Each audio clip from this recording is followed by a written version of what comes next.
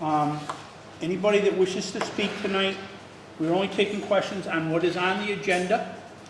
If you do want to ask questions, please raise your hand, be recognized, stand up, let us know where you live and your name, and you can ask a question.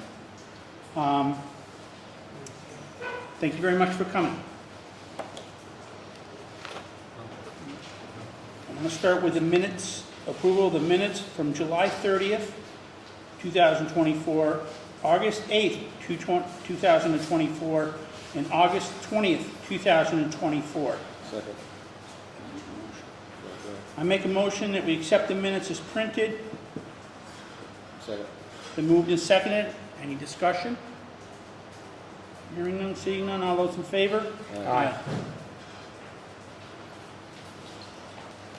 Tom Scanlon's been, Scanlon Associates, been kind enough to come up tonight to talk about the deficit that's been talked about through the town.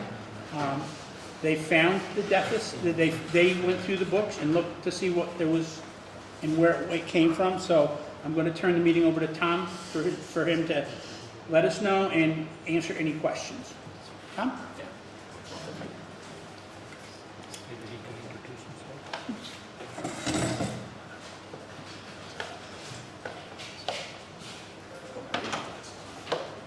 What's everyone doing tonight? It's a nice night out there, at least. For those that don't know me, my name's Tom Scanlon, managing partner at Scanlon Associates, specialized in municipalities across the Commonwealth. We haven't done a financial audit here since 2021. We transitioned over to be more consultants. We recognize that district probably needed our help more in producing financial statements. So that's what we've done the last two fiscal years 22 and 23. And what that entails is the district uses QuickBooks to account for transactions, which QuickBooks really doesn't work well in a municipality setting. So it was more used for P&L, and we helped put the balance sheet together for the state DOR. Can you speak louder? I can't hear you back here.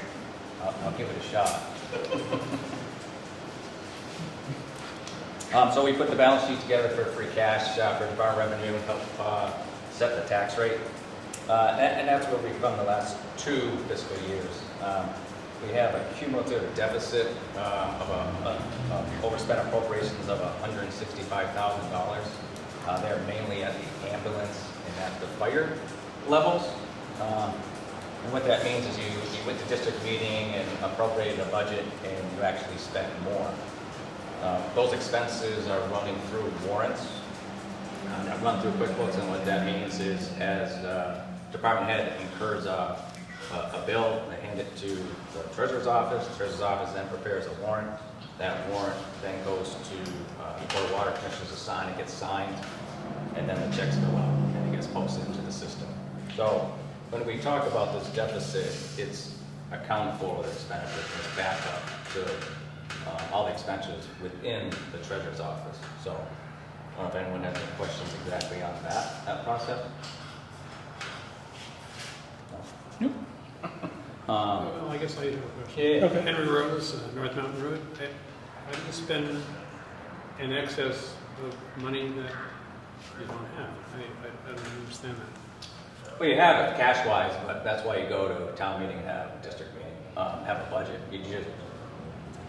You overspend that budget, which is concerning because there should be budget control in place. The expenditure should have stopped at that point in time and then went back to the district meeting for more money. And that didn't happen. So therefore, it's a deficit and it has to be raised on next year's recap. So we're floating a loan somewhere? Yeah, it's not a loan, it's just it's more budget compliance than it is. Expenses actually went through. You wrote the checks. You had the cash to do it. You have to fix it. It went out the door. Okay. So, because you take prior fiscal years, I'm sure you heard the term free cash before, at the town Okay. level and at the I district see. level. So So it's your free free cash is accumulation. So you really spent that to I pay see. the bills. Thank you. You just didn't have compliance with district meeting voting that. So can you tell us what the bulk of that money was spent on? So the bulk of that, so if we go through, I have the spreadsheet here. So at the fire department level, again, when you went to district meeting, what did I get? Or is the C? You had a budget of 547, 311.75 is what district meeting voted for the fire department operations in fiscal year 2023, and you actually spent 604. So you overdrew that line item in total by 57,663. A breakdown of that as we kind of, because you don't vote budgets, you're voting it all in one, and then you have a working budget that the treasurer uses to track it in Excel. But the bulk of that will cause that deficit is the overtime and payroll, two drivers of that amount. And then on the ambulance side, it's overdrawn. You had a budget that went to district of 591, 212.80, and you spent 654, 652, overdrawn at 63,439. And the main driver of that was overtime for EMTs. That was roughly 86,000, which you didn't have a budget for. You had some surpluses and some other accounts that kind of netted that down. So those being the drivers of it. Again, there's concern that you shouldn't overdraw your budget. That is a sign of bad accounting, for lack of a better term. But not necessarily doesn't trigger a forensic audit. And I know that's a great word to say, and I've done plenty of them. So there's expenses that are backing up all those. As we expenses I gave you, let's say for the ambulance of 654, you can go in the treasurer's office and go back and pull every one of those expenses. Now, there may be a misposting in there between the Excel going into QuickBooks, but the misposting would just be between fire and ambulance. It wouldn't be on the water side. So when you simplify the district, you got the water and you got the fire and ambulance operations, kind of treating that as one. So the water side is fine. It's the fire and ambulance side. So again, there's expenses that back up all that. Now, again, that necessarily concerning as an auditor, but necessarily doesn't trigger a forensic audit. So on the flip side of that, you get the cash in it, right? So when you overdraw your budget, cash is kind of an important thing from my world. You want to make sure your cash refunds are up to date. When we put all of these expenses in your revenue side in, it comes in your total bank statements that you have at the treasurer's level that's being balanced compared to your balance sheet that we put together was off approximately $3,000. Yeah, 3,700, yeah. Yeah. So then when we take the expenses to what left the bank, I'd say we're off 7,000 on that side, and most of it we attribute to payroll withholdings. It's kind of trickier when the way payroll works, you're taking money out of the employees paying, there could be timing issues on that. And then on the revenue side, we were off 11,679, which the bulk of it tracked down, I think the month of May, which was like 7,000, which again had to do with withholdings. So we weren't too concerned with that end of it. So what that tells us is there's not transactions happening at the bank statement level that aren't accounted for on the warrants. That kind of makes sense? I'll kind of ask some questions in that regard. So basically, we took all the expenses that were on warrants that went through QuickBooks, we posted them to an Excel spreadsheet, posted them, matched them up against your budget that you voted. That budget was then put on the tax recap to send out your real estate bills. So then when we look at the revenue side of things too, we looked at the main bulk of your revenues is money you're paying for your personal property and real estate taxes at the town level. So again, went to the town and traced in all the revenue that was wired from the tax collector's office into your bank account. So we were comfortable with that. And then your third major revenue stream is your ambulance, which you have a third party billing company, CompStar. Again, we get a report from CompStar, and we took down all your revenues that CompStar said they collected and wired into your bank account. I want to say that number's in the ballpark of $450,000 roughly. and then compared it to your revenue on the bank side, and we were off like $2,000, but Comstar has a timing issues, that like June 29th payment might not be in the bank until July 1st, because we're familiar with Comstar. So again, on 447,000, without going through every transaction, we were comfortable with $3,000. So we kind of put all those revenues together, and when you're off in cash, roughly around 3, we're kind of very comfortable it's happening at the bank level. So again, like if we found, say the ambulance revenues, we only found 250,000 in your bank accounts. We're having trouble tracing it through to your P&L and QuickBooks. Items like that would probably dictate a forensic audit. Hey, you're short 250,000 in revenue. So it's transactions like that that would trigger a forensic audit. And again, forensic audit is more, you wouldn't just, it has to be defined to a specific area. You just wouldn't say, hey, we're having a forensic audit of the district. It would be more that regard. We're missing ambulance receipts. Comstar said they gave us 450, we're only accounting for 225. Then you would focus on that area and you retract all those. Again, on the payroll side of things, you know, it's triggering the deficit on those items. If it came to someone's attention here that one individual is working 22 hours overtime every week, and that's a pattern, then you'd focus in that area. We'd say, oh, they were in vacation down in Florida, how could they work these 22 hours? Again, nothing popped up. Again, we're not doing an audit. Nothing popped up to us like that. So we're very comfortable in putting everything together. So I don't know if anyone has any questions. I don't think you want to hear me talk all night. I'm explaining everything. The numbers you're sharing is a result of fiscal year 24? 23. 23? Yes. Okay, so just, so whether it's 183 or whatever, 165,000 deficit, that was, we started at a zero deficit level at the beginning of that fiscal year, and we accumulated, an over budget run of 165,000. And I'm not asking, just trying to clarify that I understood correctly. Yep. And so we have no handle at this point on fiscal year 24, nor do we necessarily know what cash on hand is as of this moment. Is that fair to say? Yes. Okay, thank you. But that it's in the process. Understand. So we kind of transitioned over. So we kind of recommended is getting off of QuickBooks and going to Vadar. Which I think you're in the process of doing that. And the firm doing that is going to consult on that between the three of us and try to get the books up through June, through this fiscal year 2024, and then going forward. Should be in a lot better place. But just to back up to make sure I understand that 165 is accumulation over 2 fiscal years, 22 and 23. Okay. 22 was 44,000 and 23 was 121, and I rounded to 165. Well, yeah, I understand what you're driving at. Yeah. Thank you. Yeah. If I might ask one more question.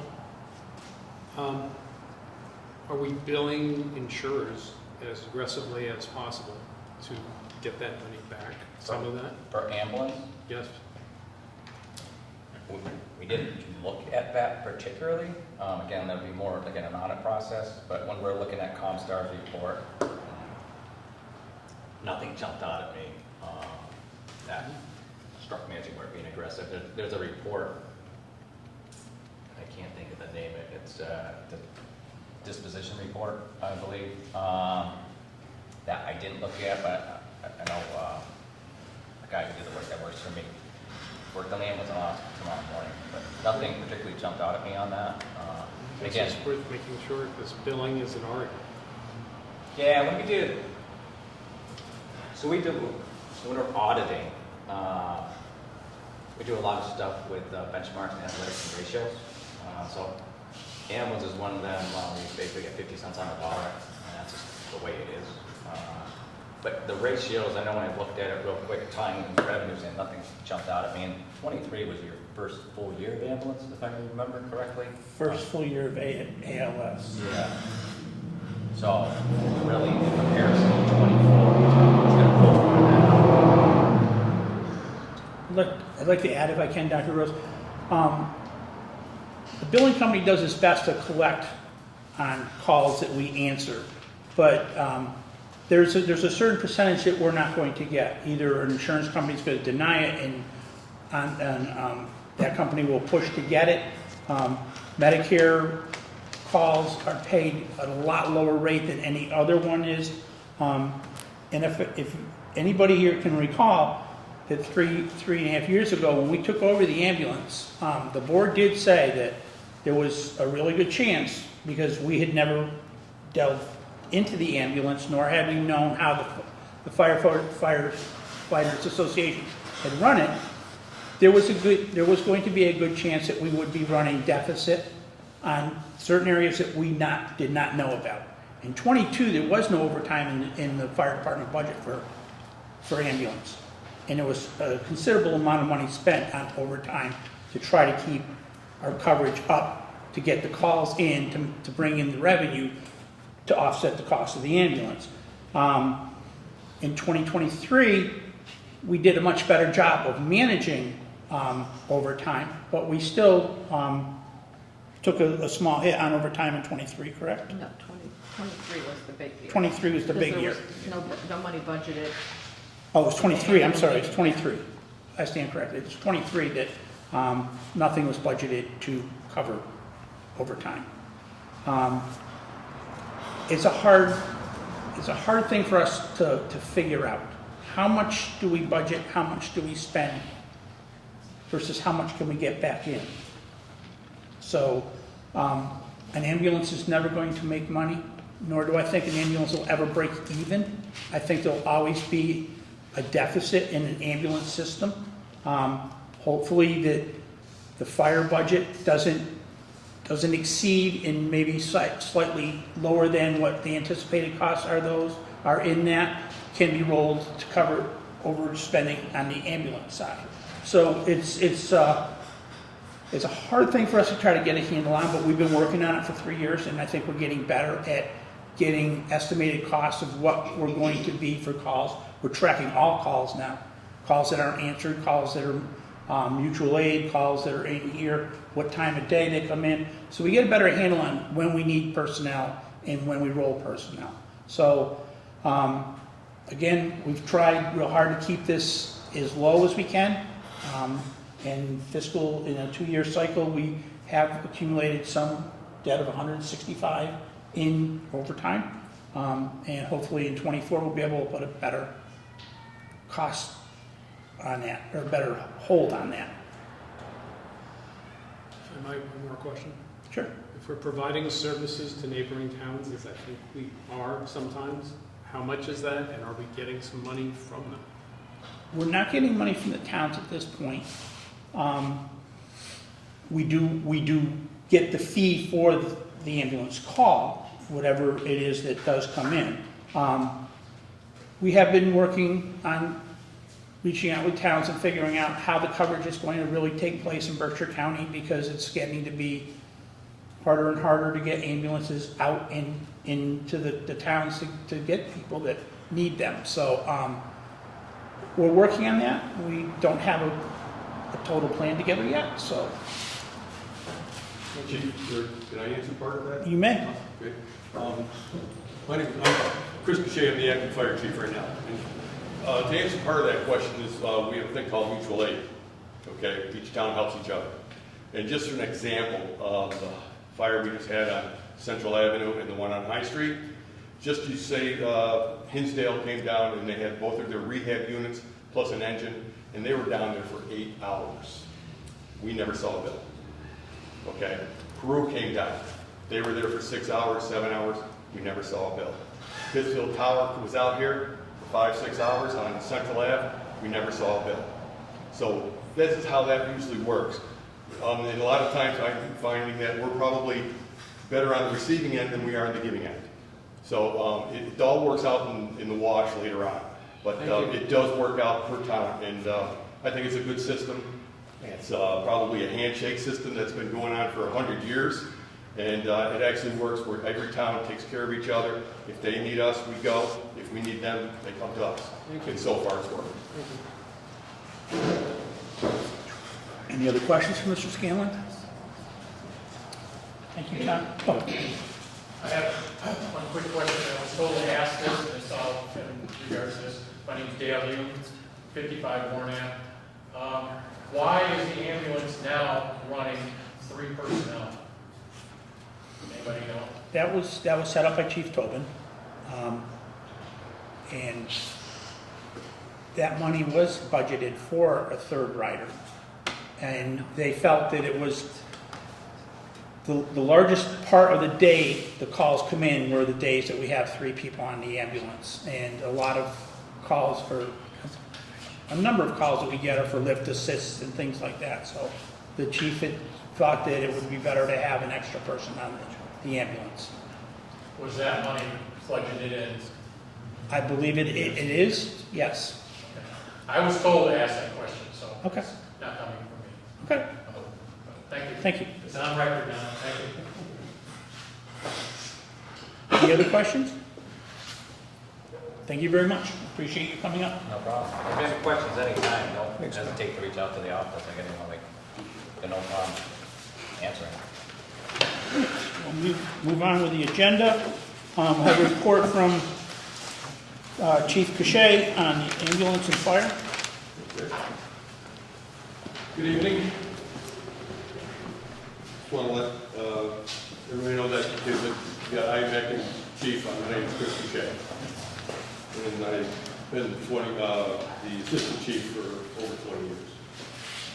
I talked tonight in regards about the ambulance and the mechanical sides of things, and just looking to see about exploring the possibility of replacement and getting back into our rotation of replacing vehicles every few years after one gets paid off, so we can stay up to snuff with vehicle maintenance, and so that we're providing the best equipment to the residents of Dalton and to our staff.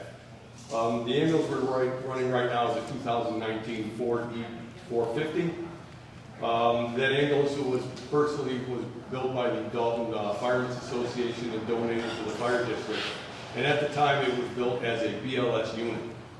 So at that time, the truck was built with lighter brakes, lighter transmission, lighter electrical charging systems, and all that was in place at that time. And now that we've gone to an ALS unit, the electrical system, the alternators and stuff is all being overtaxed. We're having trouble with electrical. We're going through brakes because the brakes aren't as big, because now we're carrying more equipment. And we're just getting to the point where we're going to wear this truck out quicker than we should. And our other vehicle is a 2016 International. And that truck has been actually out of service for the last month for a brake issue. And it was just a module that was hard to get. So, and that we generally use that as try to use that as a backup ambulance, but we keep them rotating around to keep them moving. Between the 2 vehicles, we just don't want to wear these rigs out and have them not be worth anything.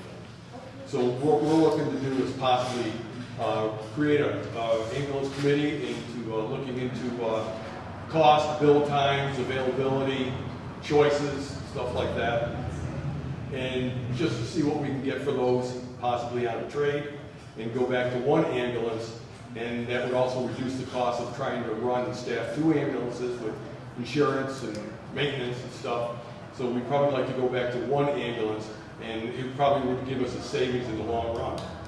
And it also decrease on repair bills, as we're hopefully going to build a heavier duty vehicle that can withstand our use as an ALS service. So I'm asking the permission of the commission if I can establish an ambulance committee just to explore options and to see what's out there and come back with a report. I think it's a good idea because we have no idea what the cost of the build-out ambulance will be now. And I think it's time to explore now than later when we're up against the wall with with, obviously that, so. I would have no problem with that, Mike. No, Cam? good idea. I think it's a good idea. Thank you. Thank you. My next. Excuse me, Chris, and that's something I've been asking for, is to develop a plan of our options for an ambulance.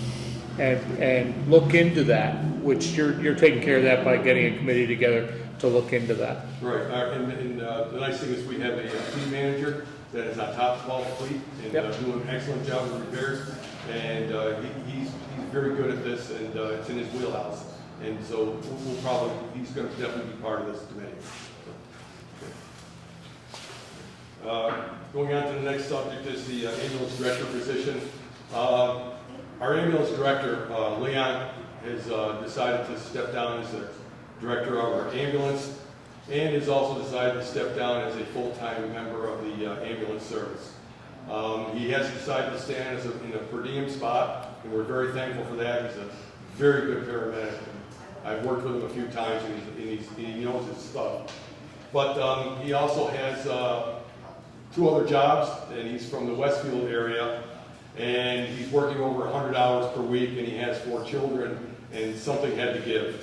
And unfortunately, this job was farther away than where he is at home, so we were the ones that had to, take that. But we did send an email internally to the current paramedics and the EMTs in request for the interest letter to see who would be interested in possibly taking the reins as our ambulance director. We've received some letters. We're in the process of reviewing those, and I will be reaching out to you with our recommendations and possibly do an approval for next director. Okay. The next subject I have is the status of the ladder truck from North Collier, Florida. I was told after our last meeting, after the presentation, I believe it was the next day or so, that the ladder truck from North Collier is not available. I was told that it was going to be going back into service as a reserve piece, and also at the time the cost of the estimate for bringing it up here from Florida was $5,000, and after research was done, it proved to be $10,000 to $12,000. So that truck is just unavailable and pretty much off the table. Training. We're doing very well in training. We have great in-house training staff. They're doing very well with documentation. They're keeping us up on all the latest methods and all the latest training. They're working in trying to get an advanced schedule that we're out 30 days in advance, so all members know what's coming up, so that something they're looking for, they can free their schedule up and take part of. But as far as training is going, we are doing very well with that, and we are staying up to standards. Any questions?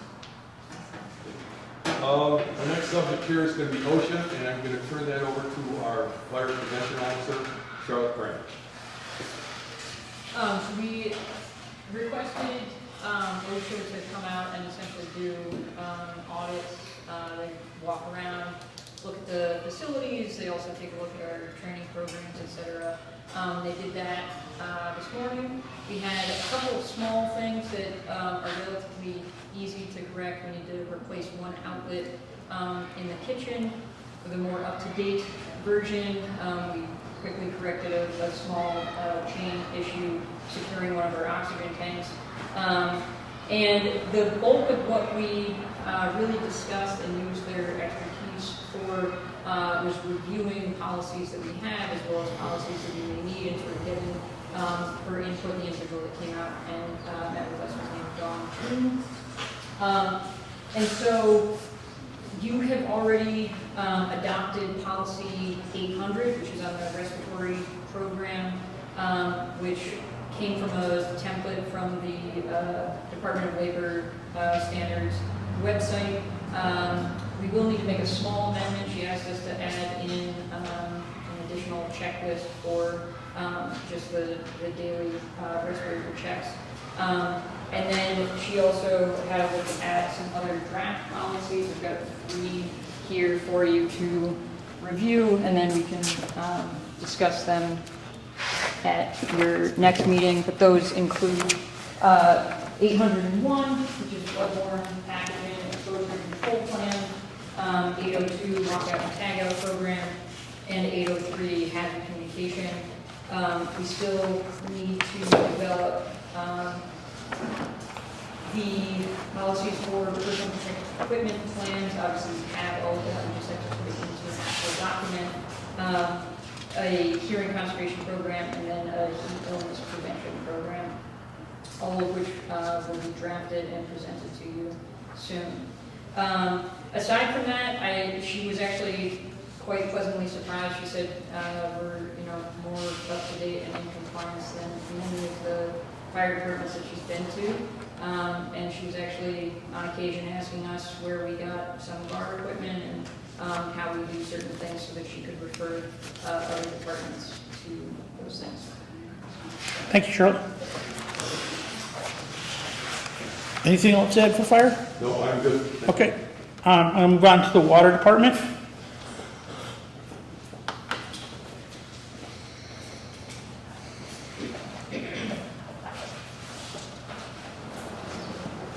All right. We'll take one and pass them down. All right, this is just a report on what the water department's been up to the last month. All the shut-off notices have been delivered. Contractor, while working on Raymond Drive, ripped into a water service line. The water department went over there and assisted in the repair of that water service.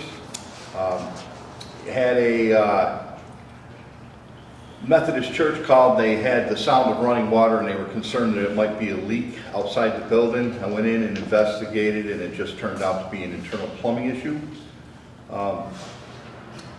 Due to the district's implementation of the new website, I was unable to get the consumer confidence report out on time.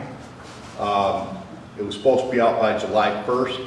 Because I had to put the web address on the mailer that I sent out, it didn't get sent out until, didn't get received at the homes until the 8th. So I had a notice of non-compliance by DEP. I've completed and returned the compliance schedule approval form, and that's all okay now, but I have to put a notice in the next CCR and get the next CCR delivered on time. I've been working on testing the alarms for the SCADA system. We've got a new SCADA technician. We have Ron Smith from Ty and Bond. He's doing it. He's working on correcting all the issues that we have with it and working on the alarms. Lennox Construction tapped the main on 191 East Housatonic Street, and they installed a new sprinkler line. We flushed the water main that goes to 95 and 101 Main Street. They had a water quality issue. I've been working with Ty and Bond on lead service line inventory, or I should say we. Melanie also did a lot of work on it. We collected all the data for the individual service connections, and they'll be sending out a mailer within the next couple of weeks to the homes so people can send in their information for what the material of the water line is. We had a problem with the generator at the Pinecrest water storage tank. I found a local contractor that services Collier generators. The generator has been repaired and serviced. There was a missing gate box cap on North Street. It was an oddball. We were able to fix one up and make it work. Alex and Nathan, the two younger guys, they seal coated the driveway at Washington Mountain Road Pump Station and started to seal coat the driveway at the Stockhouse. I had a cybersecurity assessment done by a contractor for the EPA. The report was forwarded to DEP, and then I had a web meeting with DEP to discuss my cybersecurity corrective plan.